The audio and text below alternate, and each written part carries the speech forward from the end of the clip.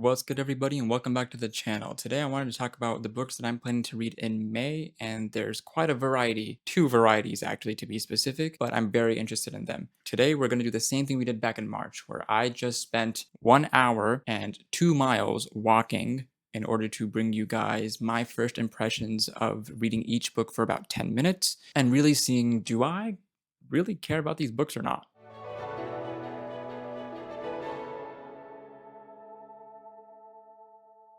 So let's start with the first one, The Phoenix King by Aparna Verma. I told myself at the beginning of the year that I wanted to find great South Asian inspired stories and authors, and I've been seeing The Phoenix King by Aparna Verma across my timeline multiple times in my FYP, and so I really wanted to see, is this really as good as people are saying? And I was just in general intrigued by after knowing nothing about this book. So in the first 10 minutes, I only really got through the prologue of the book, and so all I can tell you is what I know from the prologue and from the back of the book. So the prologue has Yesa Knight, an assassin, on his way to kill King Brahmani, and as all great assassination attempts go, he is thwarted by inanimate objects, aka a log that rolls onto his leg, burns his leg, he misses the shot he's about to take on a king, jumps out of a window into a sea. That is all I know. The last thing that I know is this was supposed to be his last assassination job, and so I don't know if he's now gone into hiding from his handler and his assassination crew and trying to just free himself from this job and this role, or if he gets caught and whatever else happens. I don't know. But what I do know from the back of the book is that there's a woman named Elena Adya who is the heir to the throne and the only of the Raven's bloodline who cannot wield fire.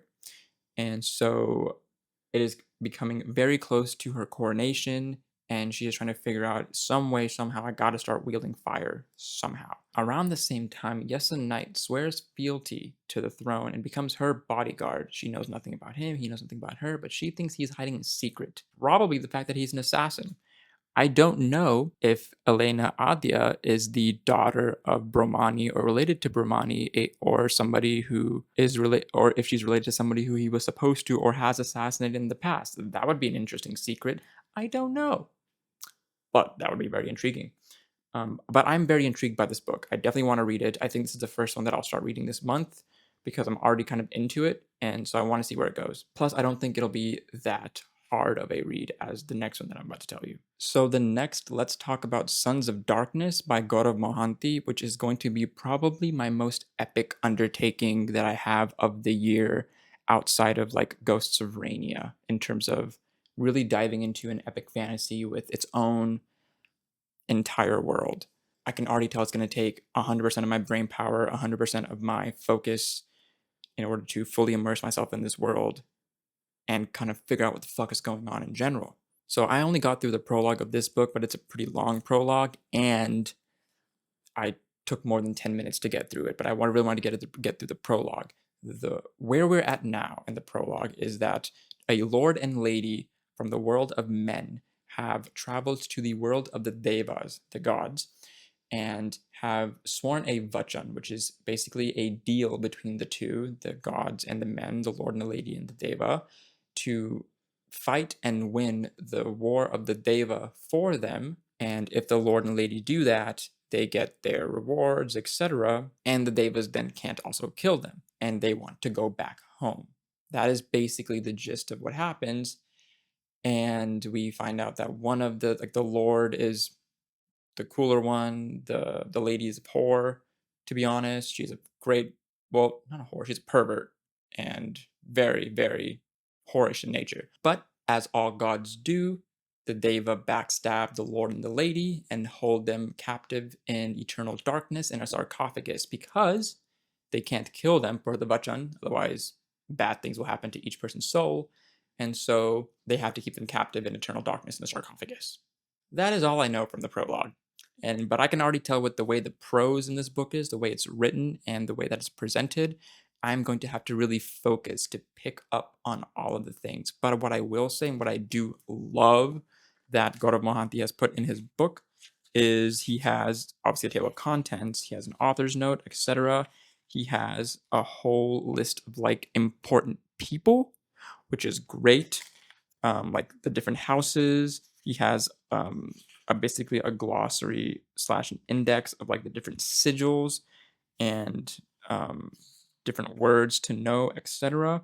So I appreciate that a lot, and I probably will be going back and forth while I'm reading to make sure I'm understanding this because I do want to give it a fair shot. I really do want to try and fully immerse myself in this book. I don't want to just leave it by the wayside and just kind of almost like I want to give it the same shot I gave Rune of Kings because I really tried to understand and deep dive into Rune of Kings, and I haven't finished that series yet. And this is giving me the same vibes in terms of an epic fantasy that I have to really wrap my brain around. So I do want to give it its fair trial and see, is this as good as it's meant to be? The next three books that I'm going to talk about are books that I have on Kindle Unlimited, so I'll put them on the screen up for you. All three of them are literary RPGs because, as you know, that's my new obsession, and I want to try as many as I can because they are addicting to me because my brain just likes that. Also, none of these have any rhyme or reason as to why I picked them. I just was on Kindle Unlimited and I saw them and I'll say, I'll try this one, I'll try this one, and I'll try this one. That's literally what happened because if I don't like it, I'll DNF it. I have no problem doing that. But if I do or don't like it, and if I finish it, I finished a book and I can tell you if it's good or bad. So I'm doing you a service here. So the first one is Monster Tamer Academy. And in this, we see 18-year-old Dirk, who's been accepted into the Monster Tamer Academy and is on its way to initiation this evening. But this is the morning time, and he has run an obstacle course in order to run off a lot of his nerves. He almost walks into a forest because he hears a voice saying, "Come." And so he almost goes into the forest approaching the voice. He doesn't do that though. He is on his way to. He is about to leave with his guardian Garen to go to the academy for initiation, and hopefully they're not late. But a wild beast raptor comes across their path, and neither of them are tamers. They don't know how to fight, and they cannot fight. They're weak. They cannot fight beasts like monster tamers can, and there's no monster tamers around them. That is where we left off in the prologue, or in the first chapter, essentially. And I have two predictions for this story. I'm expecting that Dirk is going to bond with either the most weak but underrated monster that the Academy has at the time, or the most broken, powerful monster that the Academy has at the time, and he has to learn how to get the powers under control. That is what I'm assuming because that's how all these stories go. The second thing that I'm assuming is similarly to the first one, the monster tamer bond that grows or that occurs between a tamer and a monster is going to be his bond is going to be either really aggressively weak or really aggressively strong. The third thing, actually, because I just remembered this, apparently there are two types of military class in this world. You have the tamers and you have the domineers. And the tamers and the domineers don't get along with each other. They don't work with each other. I'm expecting some sort of, if there is any sort of romance in this story, and I don't know if there is, but if there's any sort of romance in the story, I'm almost expecting it to be a domineer, while Dirk is a tamer. That's what I'm expecting, but I'm assuming that Dirk is going to be one of the people to help bridge this gap between the domineers and the tamers. Those are all my predictions so far, and we'll see what happens. It seems very average and middle of the road to me so far. The next one is System Universe, System Change. And so from the prologue, I gleaned that there is a overall galaxy universe overseer system, and the overseers initiate new planets into their system, and the planets face a 5-year tutorial period as they get initiated into this overall galaxy system. And the most recent one to be initiated is now Earth. That is all I got from the prologue. And then chapter 1 starts with Derek Hunt, who is a bronze tank, level 79, really busted, really broken, top class basically. And he is being sent across this portal by Portal Mage Sylvie. And he is tasked with recovering adventurers who had gone to fight back invaders. And that's basically what he has to do. If he needs to do it within minutes because Sylvie can't hold the portal open for long. So he gets to the portal, sees 2 people alive, 2 people dead, gets the 2 people alive back to the portal, and as he's trying to jump through the portal closes, as does any plot with the portal. And now he's stuck on this wherever he is with the invaders. That is all I gleaned from it. I'm already not intrigued at all I'm not gonna lie, but I'm going to try reading more of it and see if I actually do like it or not.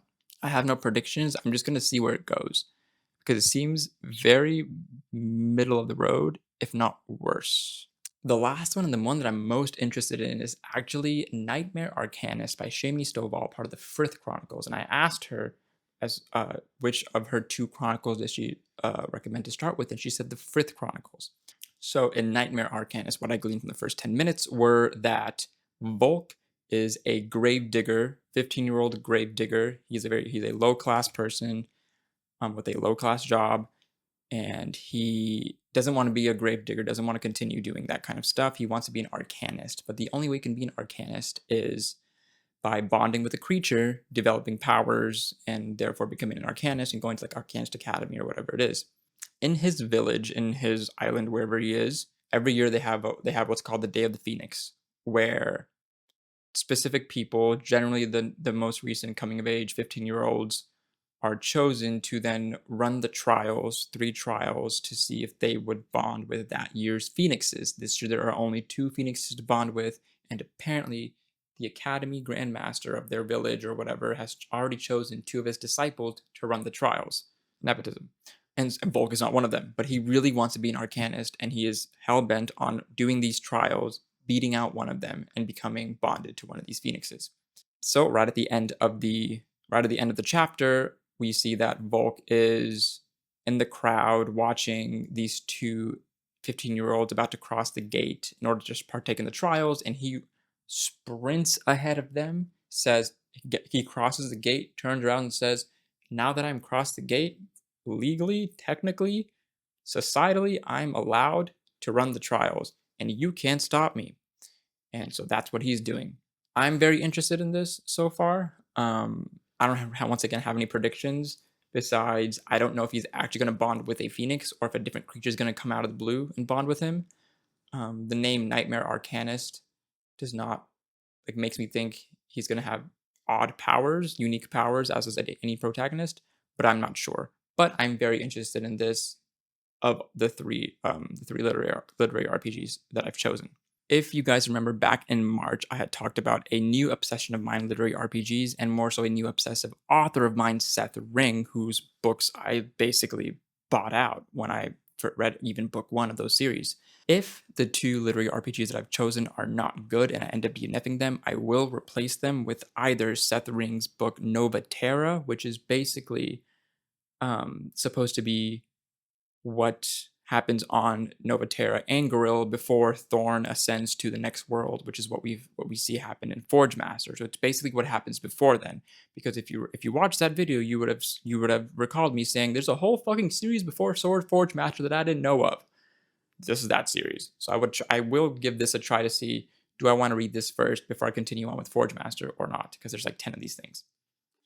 I'm basically undertaking an entire like anime at this point, or a manga.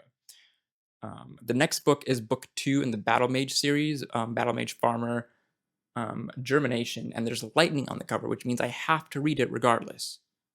I have to. It doesn't matter.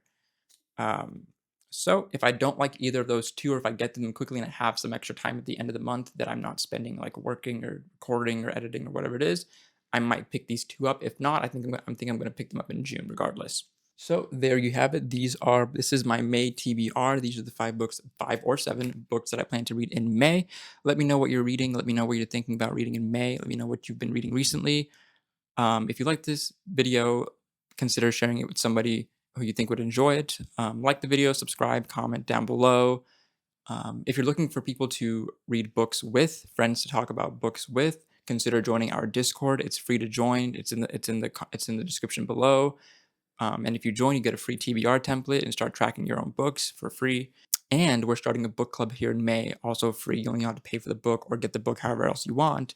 So if you're interested in joining a book club, consider joining ours and just come hang out with us. I hope you guys have a good rest of your day. Thank you for listening. I will catch you guys later.